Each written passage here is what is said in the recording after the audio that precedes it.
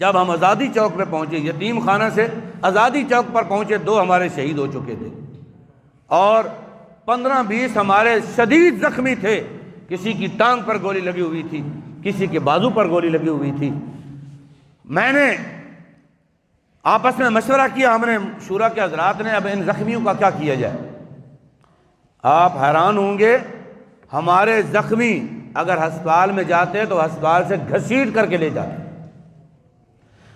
وہ علاج بھی نہ کراتے، اسی حالت میں تھانے میں بند کر دیتے۔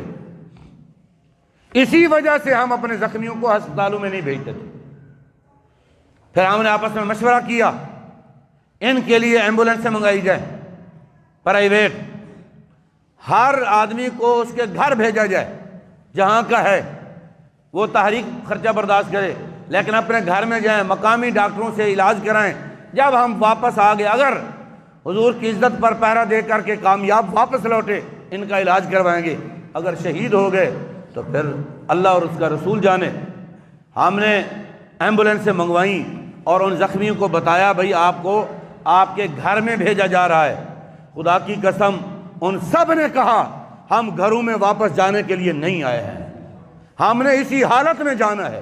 زخمی ٹانگ ہے، گولی لگی ہے نا، ابھی زندہ ہوں، جب تک زندہ ہوں میں دھرنے میں رہوں گا، میں عرض کروں گا یا رسول اللہ، جب تک آخری سانس تھا آپ کی عزت کے لیے میں میدان میں رہا ہوں۔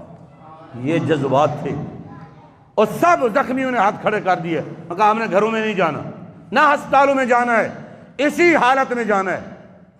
حضور کے غلام جو ڈاکٹر وہاں تھے، انہوں نے مرہم پٹی کی، ان کو کنٹینروں میں بٹھایا، ایک ہی کنٹینر تھا، سب لوگ پیدل چل رہے تھے، اور آزادی چوک پر جب پہنچے تو ہم نے یہ فیصلہ کیا کہ رات ادھر گزارنی ہے۔ رات تقریباً 2-2:30 بجے کے درمیان میاں بیوی ہمارے دھرنے میں آ گئے۔ 1 سے 1.5 سال کا بچہ انہوں نے اٹھایا ہوا تھا، وہ آ کر کے رونے لگے اور کہنے لگے یہ بچہ حضور کی عزت پر قربان کرنے کے لیے ہم حاضر ہوئے، ہمارے پاس اور کچھ نہیں ہے، ہم اس کو لے کے آئیں، جب آپ کو گولی لگے اس کو آگے کر لینا، اگر وہ گولیاں مارے اس کو آگے کر لینا، ہم یہ بچہ دینے کے لیے ہیں۔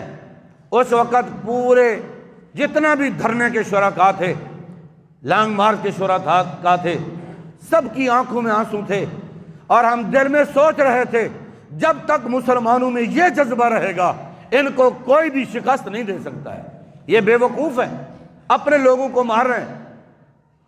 اور جب ہم رانا ٹاؤن پہ پہنچے، انہوں نے بتی چوک پہ حد سے زیادہ نفری لگا کے، کنٹینر لگا کے، پورا پل بلا کر کے مقابلہ کر رہے ہیں۔ بھئی خدا کے بندو، تم کوئی انڈیا سے لڑ رہے ہو؟ جتنا زور اپنی رعایا پر لگا رہے ہو، وہ اتنا زور کشمیر پر لگاؤ تو وہ فتح ہو چکا ہوتا۔ اور جب ہم رانا ٹاؤن پہنچے نا، وہاں ایک حضور کے غلام کو گولی لگی، اس نے آنکھیں بند کر لی، آنکھیں بند کی، ساتھ والا اس نے ہاتھ رکھا، اس نے کہا بھائی زیادہ تکلیف ہو رہی ہے، میں آپ کو جلدی سے واپس لے جاؤں؟ اس نے کہا نہیں نہیں، درد نہیں ہو رہا، دیدار مصطفیٰ ہو رہا ہے۔ کہنے لگا تم پیچھے ہٹ جاؤ، مجھے خراب نہ کرو، مجھے اب سکون لینے دو، ابھی تو پتہ چلا ہے حضور کا دیدار میدان میں ہوتا ہے، سجدوں میں نہیں ہوتا ہے، حضور کی عزت پر اپنی جان قربان کرے پھر حضور کا دیدار ہوتا ہے۔